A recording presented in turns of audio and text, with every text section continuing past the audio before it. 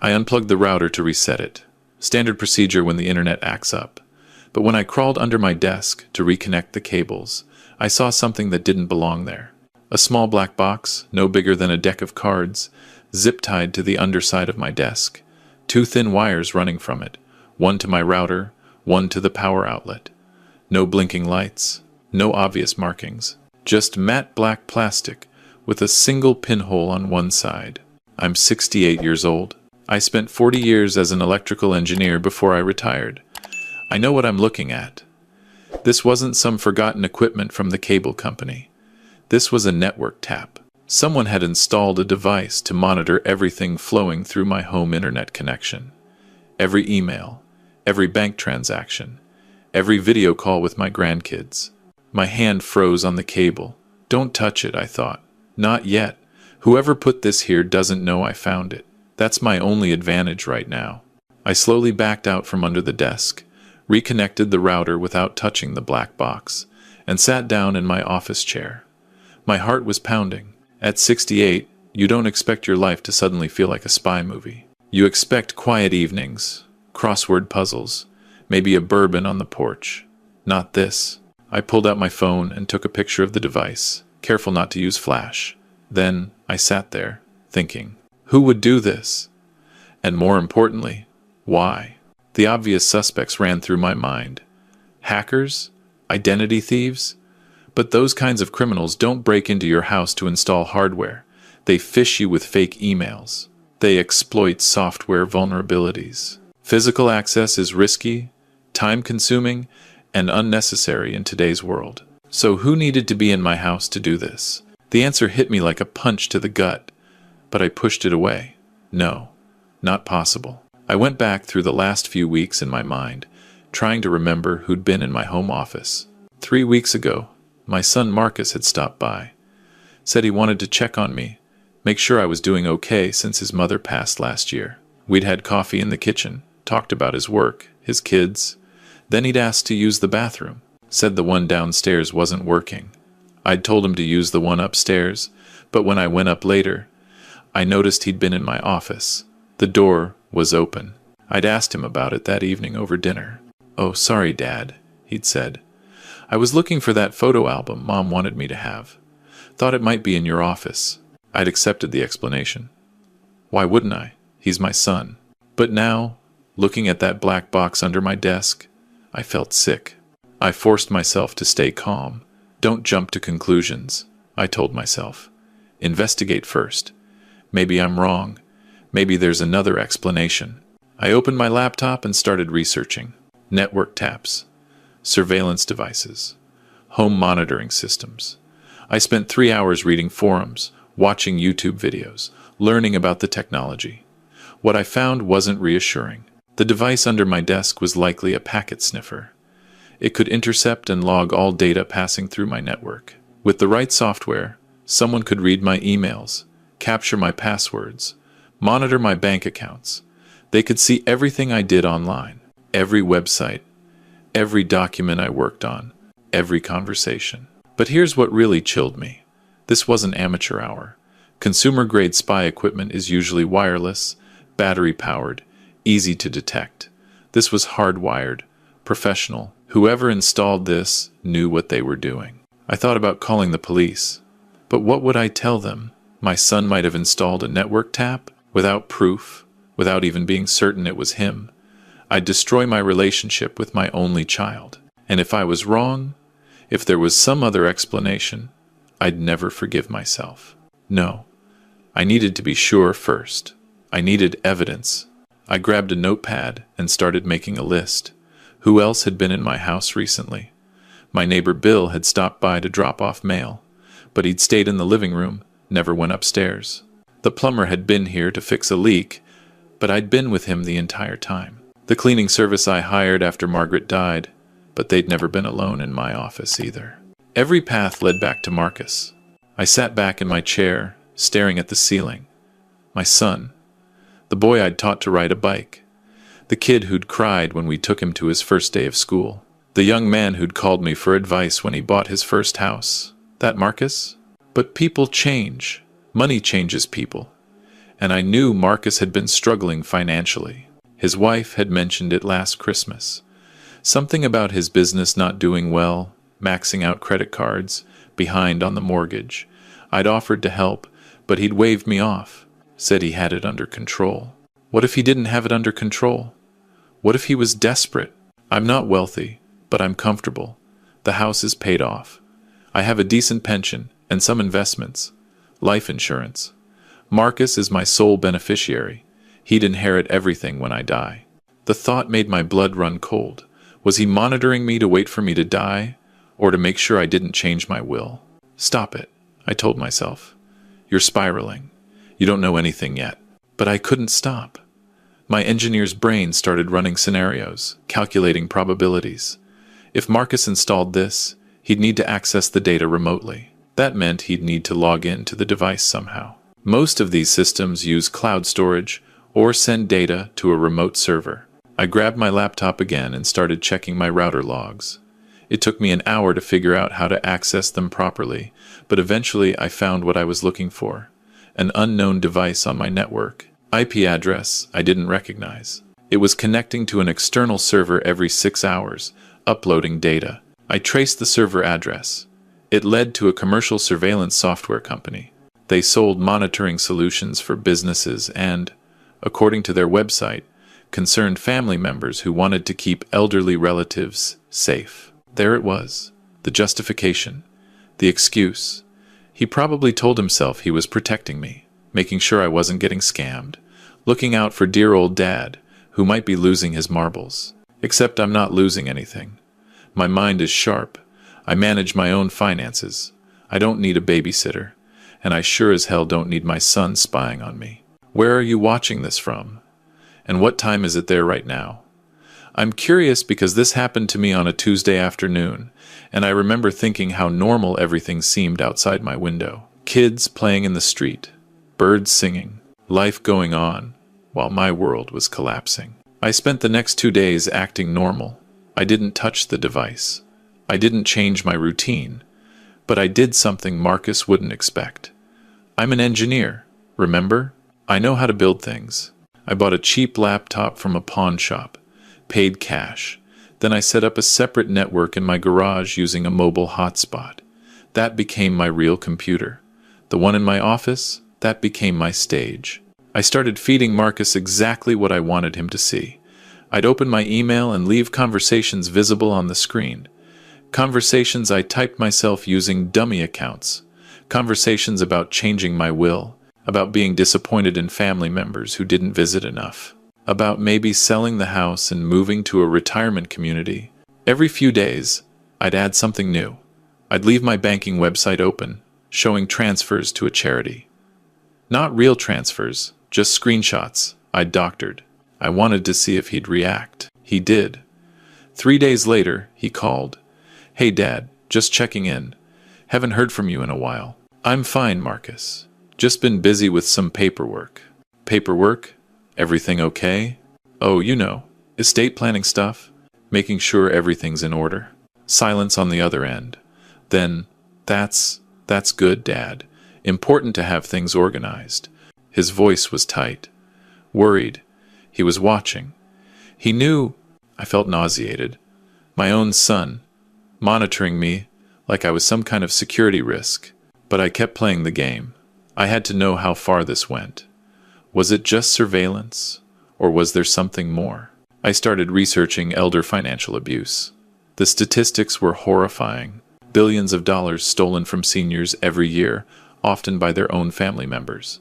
Children who convinced parents to sign over power of attorney, then drained their accounts. Grandkids who manipulated grandparents into loans that would never be repaid. Relatives who isolated elderly family members, cutting them off from friends and other relatives who might notice something was wrong. Was that Marcus's plan? Monitor me until I made a mistake, showed some sign of decline, then swoop in with paperwork and concerned looks. Get me declared incompetent? Take control of my finances? The anger was building in my chest, but I forced it down. Anger makes you stupid. I needed to be smart. I decided to set a trap. A real one. Using my garage laptop, I contacted an estate attorney. Not my usual lawyer, Someone new. I explained the situation, and she was appalled but not surprised. Apparently, this kind of thing is more common than anyone wants to admit. She advised me to document everything and suggested I might want to move my assets into a trust. But that's not what I did. Instead, I created a completely fake financial profile. I opened a new checking account at a different bank with just a few $100s. Then, on my monitored computer, I started doing transfers. Fake transfers, all screenshots, showing me moving money into this new account. Thousands of dollars, tens of thousands, making it look like I was hiding money from someone. Then, I left a document open on my desktop. A letter to my lawyer, which I never actually sent, talking about how I was concerned about family members trying to take advantage of me, how I wanted to protect my assets, how I was considering cutting certain people out of my will. I waited to see what Marcus would do. It took 4 days. He showed up at my house unannounced, said he was in the neighborhood, wanted to grab lunch. We went to the diner downtown, the one we used to go to when he was a kid. He ordered the same thing he always did, burger and fries. I got a club sandwich. He was nervous.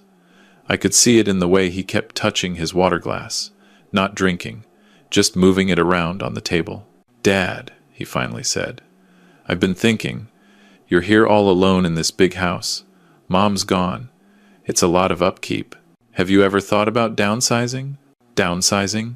"Yeah, maybe a condo, or one of those nice senior communities.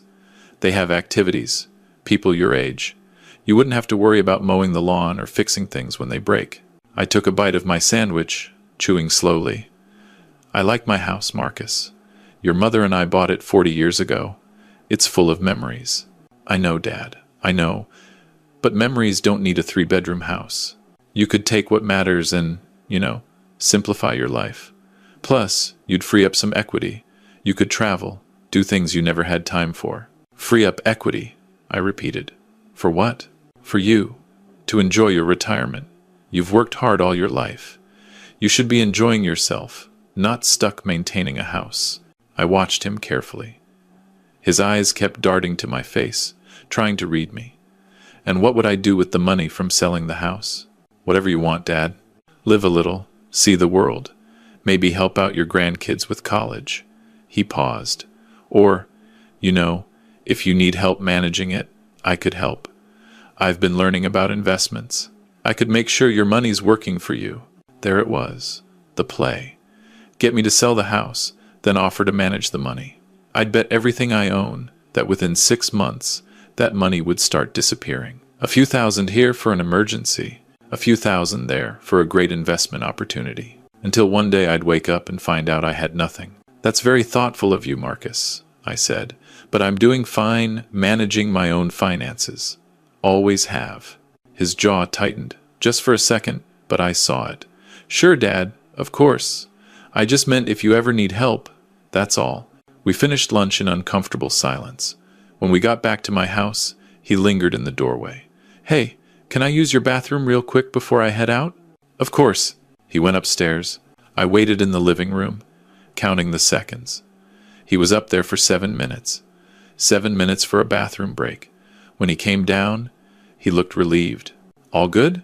"Yeah, thanks, Dad." He hugged me goodbye. It felt hollow. After he left, I went straight to my office. The black box was still there under my desk. But when I checked my router logs later, I saw something new. He'd accessed the device remotely while he was here. Downloaded all the data from the past week. Everything I'd left for him to see. All my fake financial moves. All my staged concerns about family members taking advantage. He was escalating, and I needed to figure out what he was planning before it was too late. That night, I couldn't sleep. I kept thinking about the boy Marcus used to be. How he'd sit at the kitchen table doing homework while Margaret and I cooked dinner. How he'd run to me crying when he fell off his bike, and I'd patch up his scraped knee and tell him he was brave. How proud he'd been at his college graduation, hugging both of us and saying we were the best parents anyone could ask for. When did it change? When did I become a problem to be managed instead of a father to be loved? I thought about Margaret. She'd been sick for 2 years before she died. Cancer. We'd spent everything trying to fight it. Well, not everything. I had the house, my pension, the life insurance, but we'd burned through our savings. Experimental treatments that insurance wouldn't cover. Clinical trials out of state, flying in specialists. I'd have spent every penny I had if it meant one more day with her. Marcus had been supportive. He'd visited her in the hospital, brought the grandkids, sat with me during the long nights when the nurses said it was almost time. He'd cried at her funeral, gave a beautiful eulogy about what an amazing mother she'd been. Had he been calculating even then, thinking about his inheritance, wondering how much was left after the medical bills? God, I hoped not. I hoped I was wrong about all of this, but the evidence kept mounting. I needed to talk to someone I could trust. I thought about my brother, but he lives in Arizona, and we only talk a few times a year. My old colleagues from work were scattered across the country. Margaret's sister would just worry, and probably tell Marcus. Then I remembered Bill, my neighbor. We'd been friends for 20 years. He's a retired cop, sharp as ever, and he'd helped me plant my garden last spring. I trusted him. The next morning, I walked over to Bill's house and knocked on his door. When he answered, I said, "Bill, I need to tell you something, and I need you to just listen before you judge me for being paranoid." We sat on his back porch, and I told him everything. The device, the monitoring, Marcus's visit. The whole story spilled out of me like I'd been holding my breath for weeks. Bill didn't interrupt. When I finished, he was quiet for a long moment. Then he said, "Robert, you're not paranoid. You're being cautious. And from where I'm sitting, you have every right to be. So you don't think I'm crazy? Crazy? Hell no. I've seen this before. More times than I care to count. Family members stealing from elderly parents. It's one of the most underreported crimes in America because victims are ashamed to admit their own kids are robbing them." He leaned forward. "Here's what we're going to do. We're going to document everything. Every conversation with Marcus. Every time he accesses that device. We're going to build a case. Because if this goes where I think it's going, you're going to need evidence." Having Bill on my side changed everything. I wasn't alone anymore. We set up a system. I'd log every interaction with Marcus. Bill helped me install my own hidden camera in my office, a real one, positioned to catch anyone tampering with my computer. We were building a counter-surveillance operation. 2 weeks later, Marcus called again. This time he wanted to take me to dinner. "Somewhere nice," he said, "to celebrate his birthday." I'd completely forgotten his birthday was coming up. Some father I was, too focused on being spied on, to remember my own son's birthday. We went to an Italian place downtown. White tablecloths, candles, the works. Marcus ordered wine, expensive wine. He seemed relaxed, happy even. For a moment, I let myself hope that maybe I'd been wrong. Maybe this was just my son wanting to spend time with his old man. Then, halfway through the meal, he said, "Dad, I've been doing some thinking about your situation." "My situation?" "Living alone, in that big house. I know you said you're managing fine, but I worry about you. We all do. Beth and the kids, we talk about it. What if something happened to you? What if you fell and couldn't reach the phone? What if you had a medical emergency?" "I'm 68, Marcus, not 98. I'm in good health." I know. But these things can happen suddenly. That's why I've been looking into some options.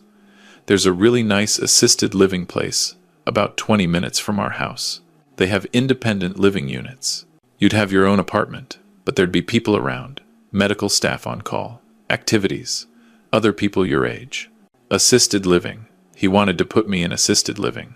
"Marcus, I'm not interested in assisted living. I'm completely independent. I don't need assistance." "Dad, please just look at the brochure."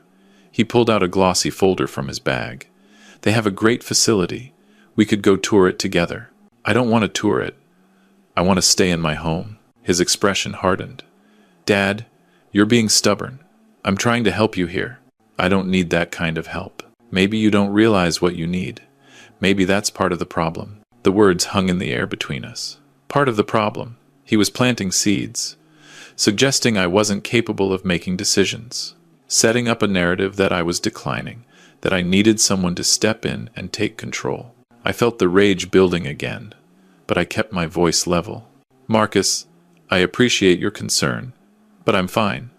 I'm staying in my house. End of discussion. We finished dinner in tense silence. When he dropped me off, he didn't come in. Just waited in the driveway until I was inside, then drove off. I went straight to my office and checked the logs. Sure enough, he'd accessed the surveillance device earlier that day. He was checking on me before our dinner, probably reviewing my recent activity, looking for ammunition to support his assisted living pitch. I called Bill and told him what happened. He was silent for a moment, then said, "Robert, this is escalating faster than I thought. He's moving toward getting guardianship over you. Once he does that, he controls everything. Your finances, your property, your medical decisions, everything. How do I stop it? You prove you're competent, and you prove he's acting in bad faith. But here's the thing. The system is designed to protect vulnerable seniors, which means the burden of proof is on you to show you don't need protection.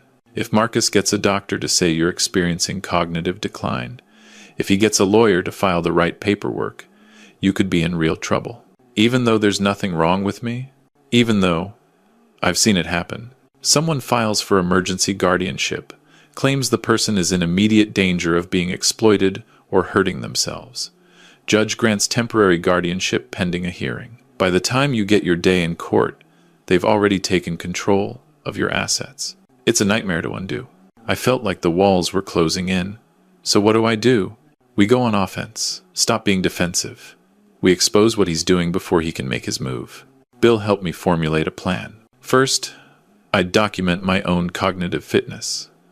I went to my doctor, got a full neurological workup, cognitive tests, memory tests. Everything came back normal. My doctor gave me a letter stating I was of sound mind and fully capable of managing my own affairs. Next, I met with a new estate attorney. Not the one Marcus might know about, a completely different firm. I updated my will, specifically stating I was of sound mind and making these changes of my own free will. I also created a power of attorney document designating Bill as my agent if I ever became incapacitated. Not Marcus, Bill. Then came the hard part. I had to confront Marcus with the evidence, but I needed to do it in a way that protected me legally. Bill suggested I call a family meeting, include Marcus's wife, Beth, make it formal, have a witness present. So that's what I did. I invited them to my house on a Saturday afternoon. Beth seemed confused about why I wanted her there. Marcus looked nervous. Bill was there too, sitting quietly in the corner. I'd set up my laptop on the coffee table, connected to my TV screen. When everyone was settled, I started. Marcus, 3 weeks ago, you installed a network surveillance device under my desk.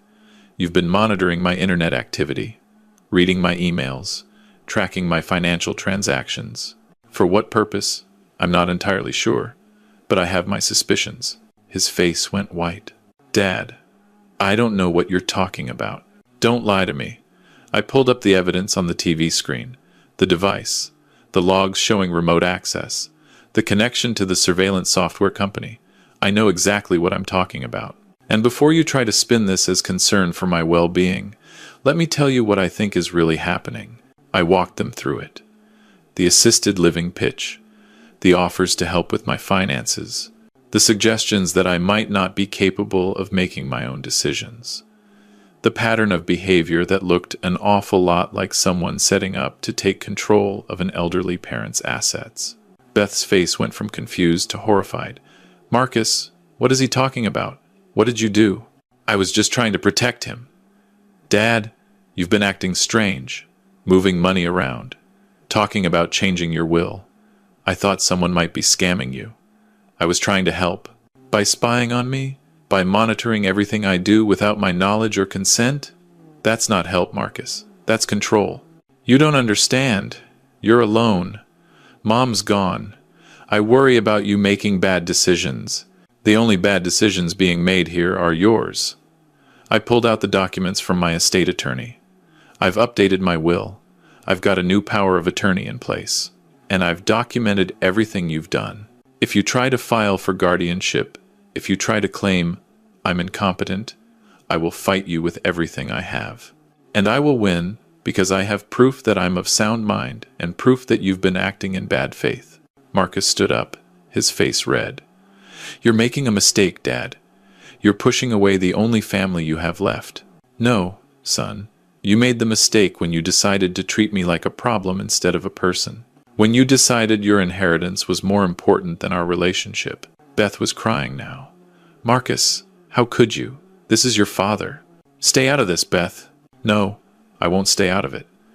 If this is true, if you've been spying on your own father, planning to put him in a home so you can what? Steal his money? That's disgusting. The argument escalated.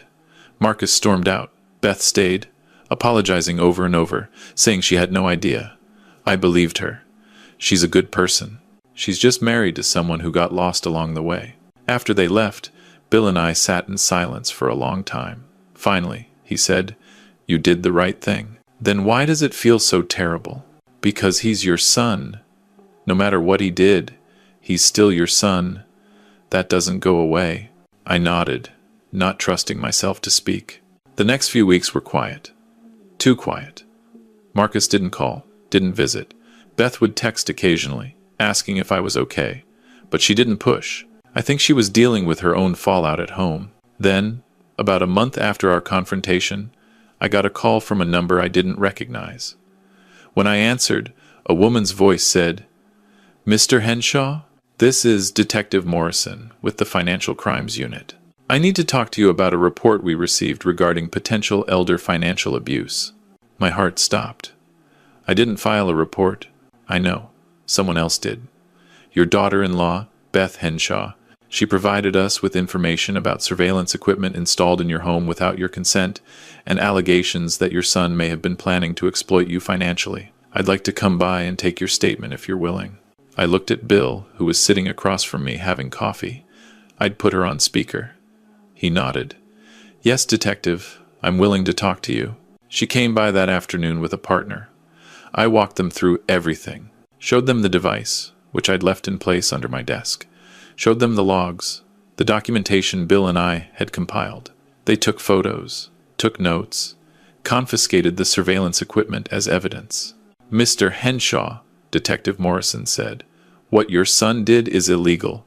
Installing surveillance equipment without consent, even in a family member's home, is a crime. Depending on what we find on this device, he could be looking at charges. I don't want to press charges, I said quickly. He's my son. I just want him to stop. I understand. But sometimes these things are bigger than what one person wants. If there's evidence of planning financial exploitation, we have to investigate. It's our job to protect vulnerable adults. I'm not vulnerable, she smiled gently. No, sir. I can see that. But the law considers all seniors over 65 to be potentially vulnerable. It's how we justify getting involved. Don't worry. We'll be thorough but fair. After they left, I felt exhausted. Bill made me dinner, insisted I eat something. We didn't talk about Marcus. What was there to say? 3 days later, I got another call. This time it was Marcus. His voice was shaking. Dad, the police came to my office. They're investigating me. Beth said she reported me. They took my computer. Dad, I could lose my job over this. I could go to jail. I closed my eyes. Marcus, I told them I didn't want to press charges. But they're investigating anyway. They said it's criminal surveillance. Dad, please, you have to tell them to stop. Tell them it was a misunderstanding. Tell them I was just worried about you. Were you, Marcus? Were you just worried? Or were you planning something? Silence. Then quietly, I don't know anymore. I was so stressed about money. The business is failing. We're about to lose the house. I saw how much you had, and I thought maybe if I could help you manage it, maybe some of it could help us too. I didn't mean for it to go this far. I wasn't going to steal from you. I swear. But you were going to manipulate me. Convince me I needed help I didn't need. Take control.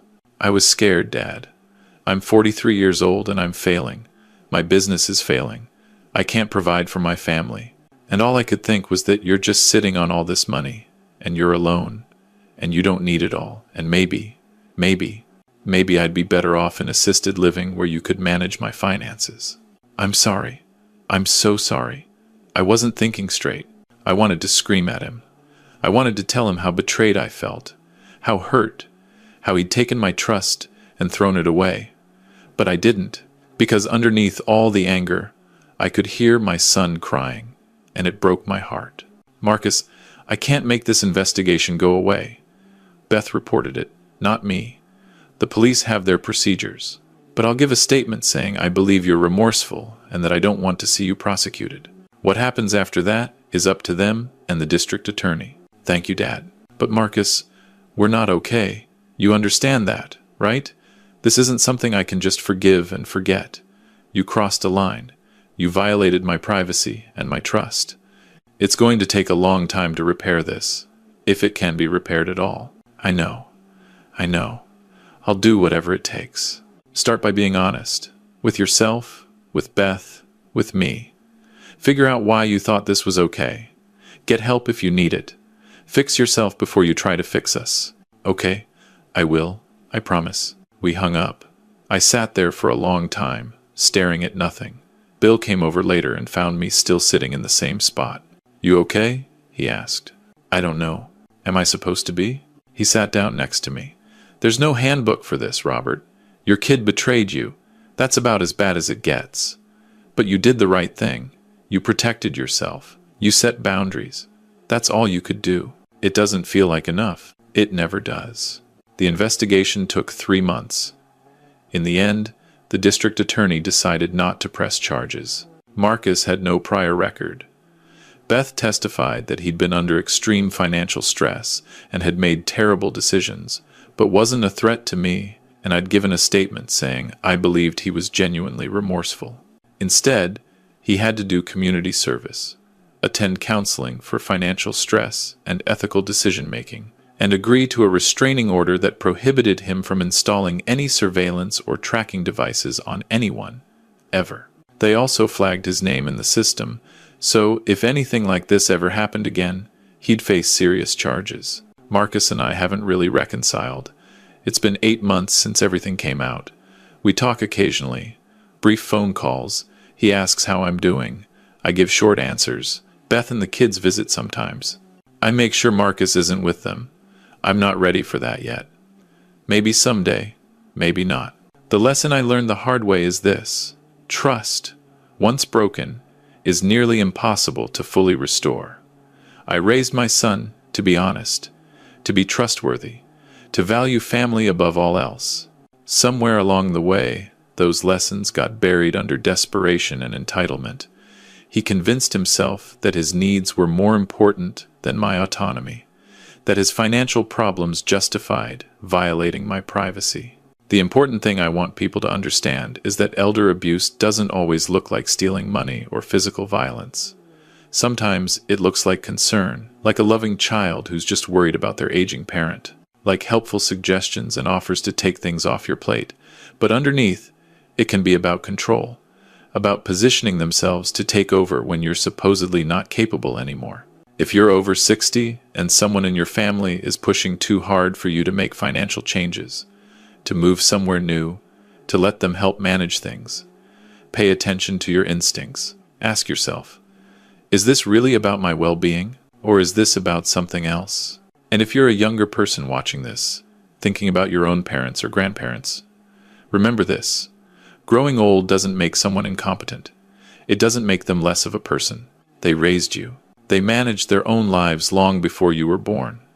Unless there's clear medical evidence of cognitive decline, they don't need you to take over. They need you to respect them. The worst part of all this isn't what Marcus did. It's knowing that he probably convinced himself he was doing the right thing, that he was protecting me. That's how these situations happen. People rationalize. They tell themselves comfortable lies until they believe them. I'm okay now. I really am. Bill checks on me. We play chess twice a week. Beth brings the grandkids by. My doctor confirmed again last month that I'm healthy, sharp, fully capable of living independently. I'm thinking about traveling next year. Maybe Alaska. Margaret always wanted to see Alaska. The house feels emptier than it used to. Not because Margaret's gone. I've gotten used to that grief. It's empty because my son isn't here. Because I can't trust him to be here. And that's a different kind of grief. The kind where the person is still alive, but the relationship died anyway. Sometimes I wonder what I could have done differently. Should I have helped him more with his financial problems? Should I have seen the warning signs earlier? But I always come back to the same conclusion. What he did wasn't my fault. It was his choice. His mistake. His betrayal. I keep the documentation from the investigation in a safe deposit box. Just in case. I hope I never need it. I hope Marcus really has learned his lesson and is getting his life together. For his sake. For Beth's sake. For his kids' sake. But I'm not naive anymore. I know what people are capable of when they're desperate. Even people you love. Especially people you love, because they know exactly where you're vulnerable. One more thing I want to say before I end this. The detective told me that cases like mine are incredibly common and vastly underreported. Elderly people don't report their own children because of shame, fear, or love. They don't want to believe it's happening. They don't want to destroy their family. So, they suffer in silence until it's too late. If this story sounds familiar, if you see yourself in what I went through, please don't stay silent. Document everything. Tell someone you trust. Protect yourself because no one else will do it for you. And hoping the situation will resolve itself is how you end up penniless in a nursing home while your family fights over what's left. I'm 68 years old. I survived 40 years in the cutthroat world of corporate engineering. I buried the love of my life. I caught my own son trying to take advantage of me, and I stopped him. I'm still here, still independent, still fighting. And I'll keep fighting until the day I die, because that's what you have to do. You have to fight for yourself when no one else will. That's my story. It's not the one I wanted to tell. I wanted to tell stories about my grandkids, about my travels, about growing old gracefully. Instead, I'm telling you about betrayal and surveillance and legal battles. But maybe that's more important. Maybe someone needs to hear this.